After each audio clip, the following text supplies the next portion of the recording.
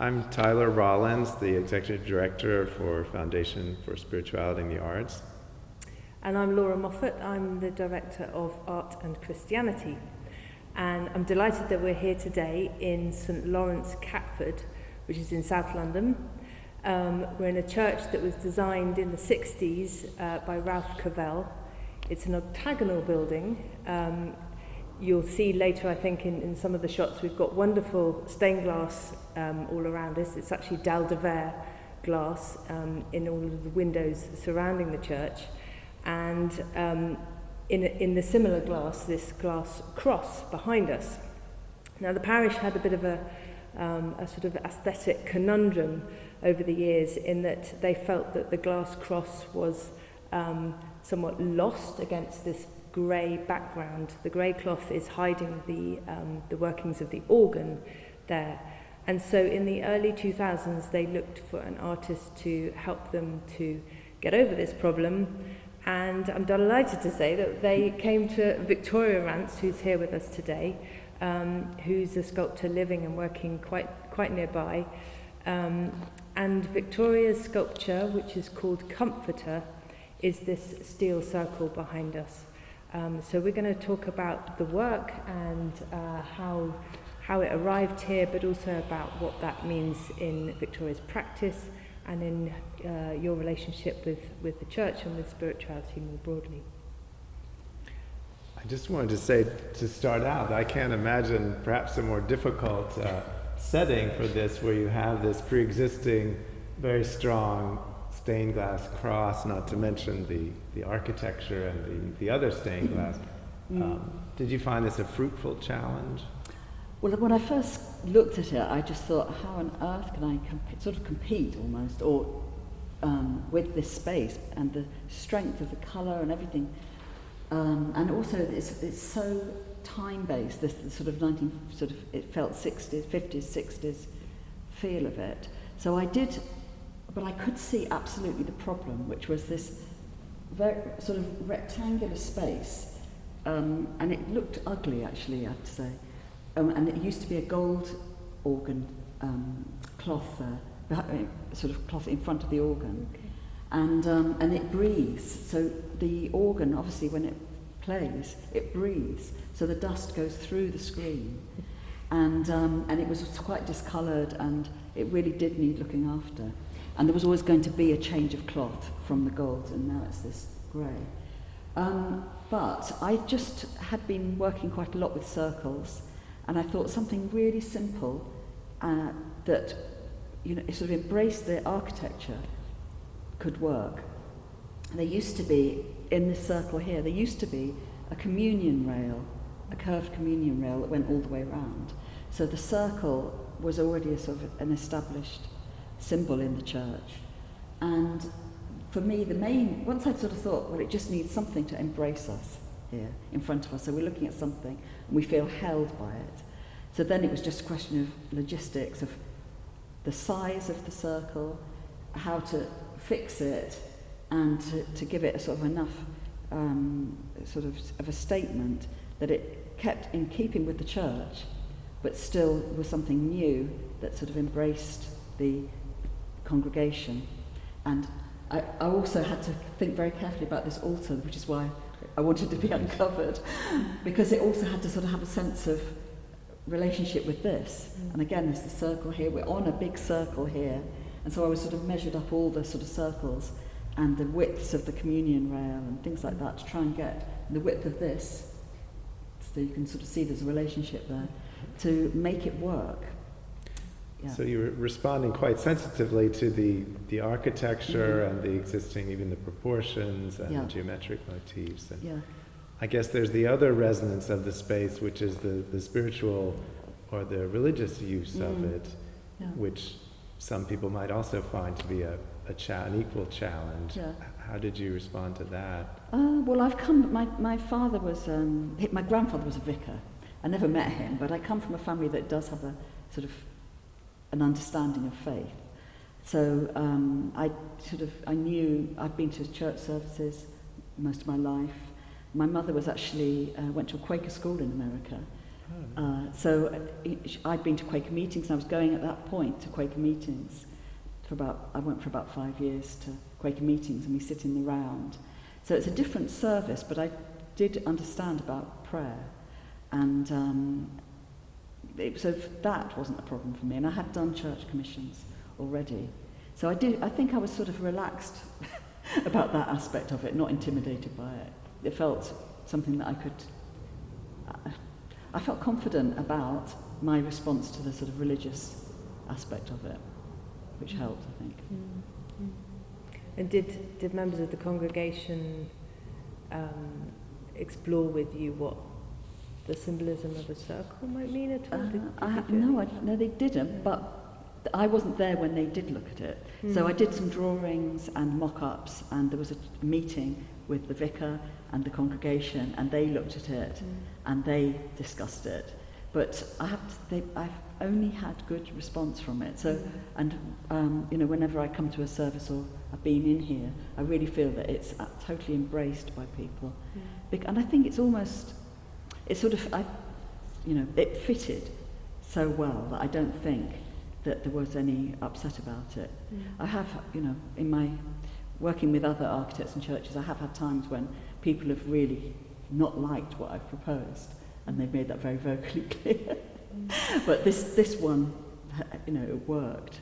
And I think because I discussed quite a lot with Charles Pixton, the vicar, and we did work on the lighting together with Jim Morse, lighting designer, about how to light it, whether to light it on the front to make the circle glow or to light it from behind. And we went for this lighting here, which was done in 2 stages. And that again, day or night, gives us such a strong sense of a focus for people. I was thinking when you were speaking about the Quakerism and light, it reminds me of James Turrell, who came out of that Quaker tradition, and the sense of the light, which he very explicitly connects with the divine, which is also part of their worship. But and also I love circles. the circle, yes. Sky domes sitting sitting in the round. Right, yeah. I hadn't thought of him, but that to me, that's why I suppose my confidence about the spiritual side of it was having been in Quaker meetings and felt moved to speak, or felt that sense of the spirit which everybody in a Quaker meeting is sort of participating in, the sort of listening or waiting and stillness. So that to me, it's like being an artist. We were talking about artistic practice. To me, there isn't much of a divide there. My sort of confidence in what comes to me as an artist was sort of mirrored in the confidence of what to do here.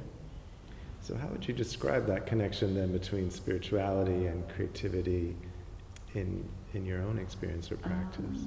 It's quite hard to describe. I think it's just a question of being open and waiting and listening, and I sort of respect ideas. If they come into my mind, I don't put on my critical voice.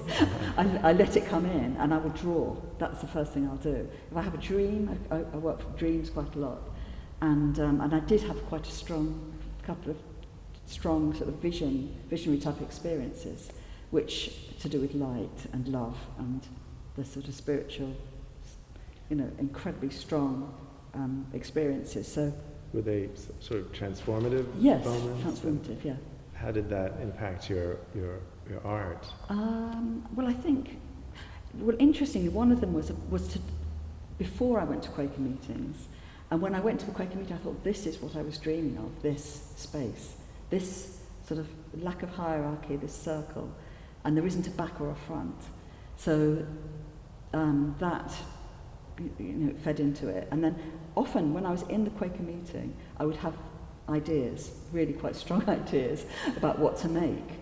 And that sense of communion, I did quite a lot, and still do, designing with numbers and dividing up circles, or like using a bit like Blake's God, with the compass. That was Newton, isn't it? But with the compass, and actually medieval conceptions of art, the compass is a really important symbol for artisans and artists and architects. So that sense of a communion made up of lots of parts and forming one ring, that's been a really important symbol for me, and still is.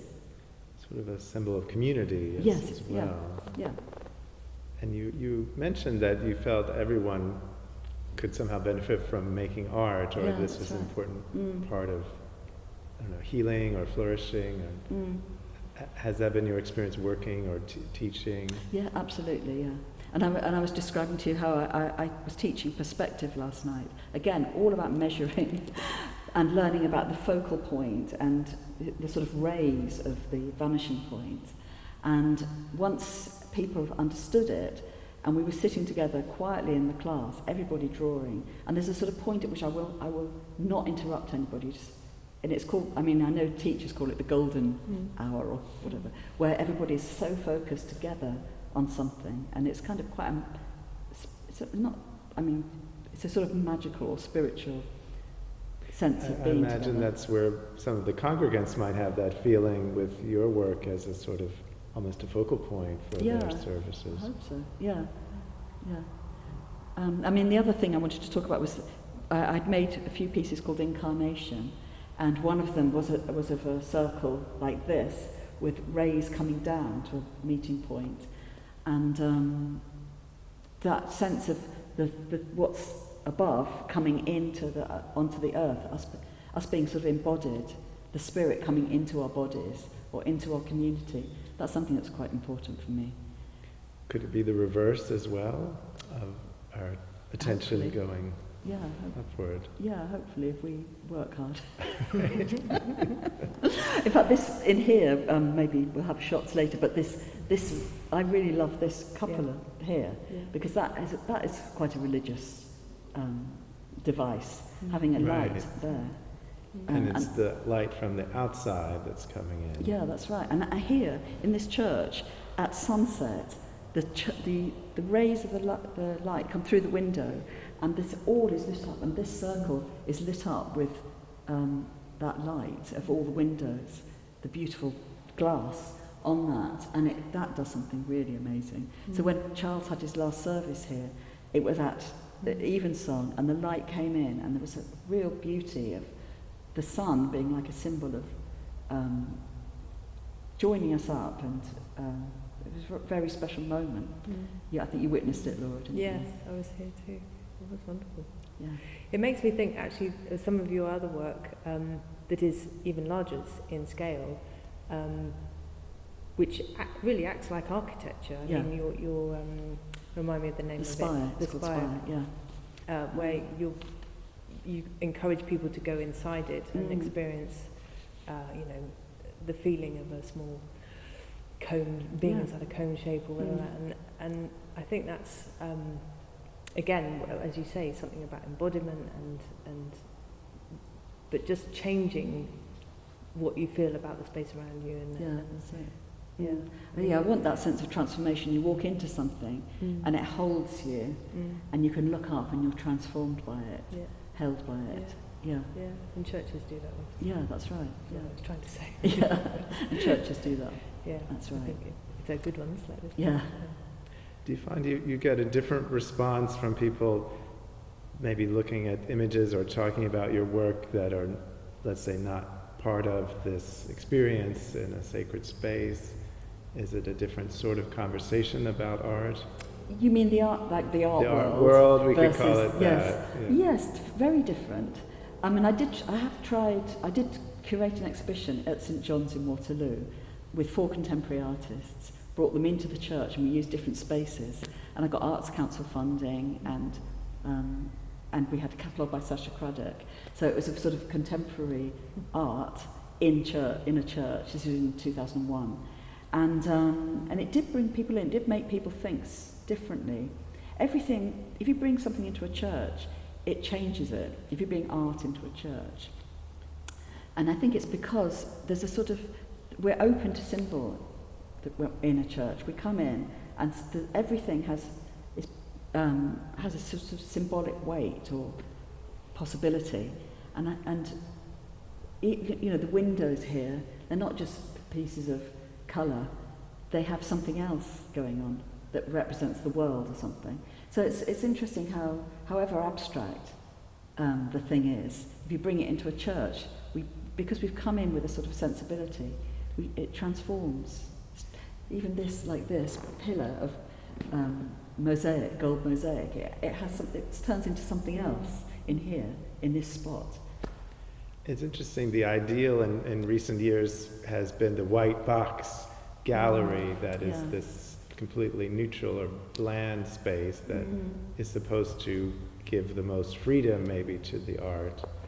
How do you find that relation showing work in that context? Well, I have obviously shown quite a lot in those spaces, but in a way I'm much more wanting to disrupt that than go with it.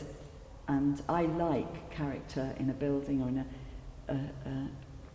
in a gallery or whatever. I like there to be some character to respond to talk to. It's like somebody with no personality and you're talking to them, or somebody with a lot of personality and you're having a conversation. So I prefer somewhere like I know it's really difficult in here, and there's a lot going on. There's lots of competition, and in the churches I've shown at, there's always been that. You have to sort of take a lot of things away to get to the point, but at least there's something. It's alive. There's things going on, and it's alive. The white box can feel so sterile and often hostile to visitors. When people walk in, they barely get a look up from the receptionist. That can often be the case, and probably not in your well, even in a museum, which is sometimes set up as a completely secular type of space. Yeah. But I could imagine one could approach art still with this intentionality and immersive intensity that you might in a church. In these other settings. Maybe you don't necessarily have to be in the church, but you can recreate something of it. With enough thought. I mean, there's somebody who sells a lot of sort of religious art. It's Sam Fogg on Cork Street, and I absolutely love going in. It's like going into a church because the artworks are so beautiful and the lighting is fantastic. I don't know if you know it. Yes. Right. I mean, those things there, they just move. I could cry in front of things in there. That's more in the realm of, let's say, older art. Yeah. With contemporary, sometimes people have a different expectation or a different way of experiencing or as they say, consuming. I think I want people to be moved. And I went to a conference in Parsons School of Art once, and it was about spirituality and art, but it was somebody was giving a presentation about death. Somebody had died, and they went to a museum, they went everywhere looking for some comfort, and they in the art galleries they couldn't find anything. And I think they ended up in looking at some sort of Native American artwork, and there they found something, because it was handmade and not pretentious, not trying to be sort of cool contemporary art. So if we do need to address people's need, and like grief, for example. You do need comfort. That's why I call this comforter as well, because I do want, my art practice is kind of about giving people comfort.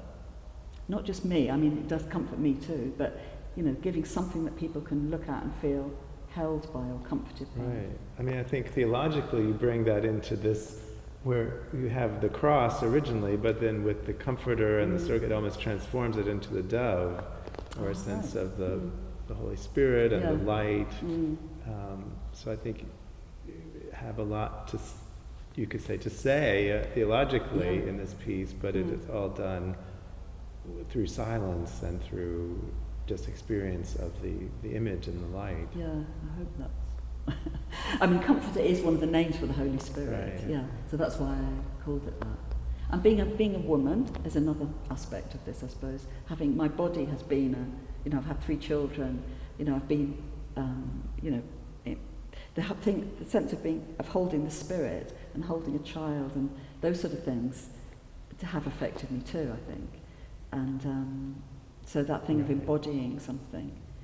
I mean, I think, speaking of that, the maternal love, or love as a creative act, in that we are thinking about the other person, how can we make that person happy or fulfill the needs. This is part of a creative flourishing that's in ourselves as well as the person that we're caring for. That's right.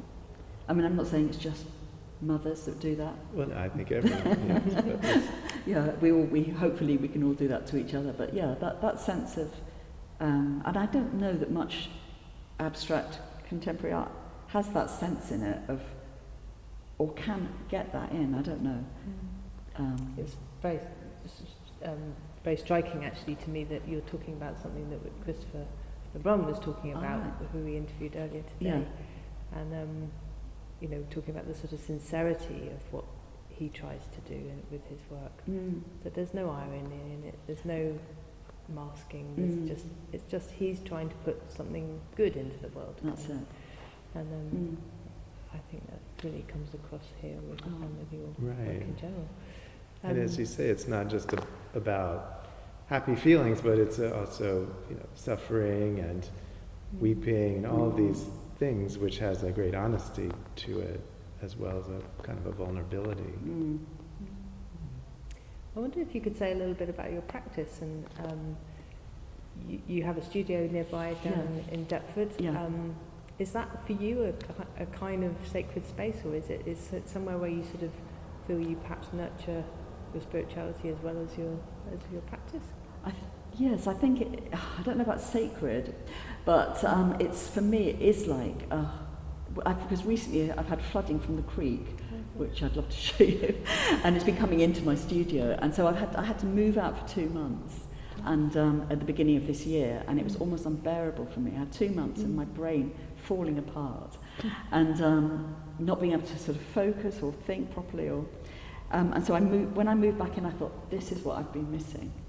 This sense of being held by the space, but my works are there to give me, sort of help me order my brain, give me comfort. So definitely, I've organised my life, I realised, so that I have that, so that I have somewhere to go to where I can, make work and focus and think and just sit, but also see my work. I'm not like the sort of person that puts everything away. The opposite. Everything is out, or not everything, but it gives me comfort, and I hope that it reaches other people in the same way. Some people definitely, yes, I know, when they come in and they just feel it. But so my studio, my practice, I used to probably think of it as spiritual more, but now it's just become daily life for me. So I just do it, and that's it. Don't really have to label it anything particular. I think sometimes we feel that you need to be some sort of holy figure in order to think of yourself as spiritual or religious. And the same way I think with artists, that I myself, and I can do some sketching, but I think this is not art because I don't really have this your kind of talent for that.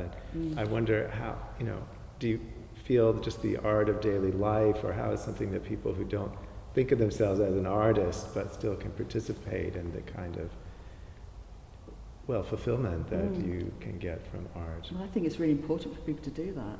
And in lockdown, people thirsted for that.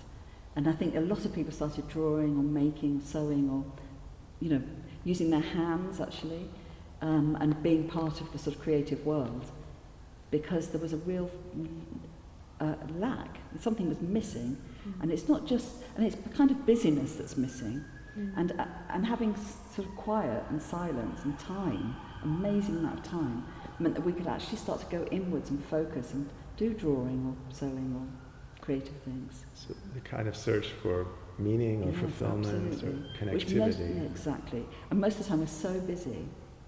People are so busy, they don't have a minute to sort of think, what am I here for? What am I doing? What makes me happy? And for me, if I've spent a day and I haven't made something, it sounds awful, or drawn something, it's not work ethic, it is to do with, I don't know, sort of being creative does give me a sense of purpose every day, and I kind of thirst to do it every day. Yeah. It's a good thirst to have. Well, we really appreciate your sharing and taking out the time today to Thank discuss this. And I think it's such a fascinating conversation that this artwork can inspire, just trying to flesh out some of the experiences and meanings and also your kind of personal connectivity with it. Thank you. Yes, thank you so much.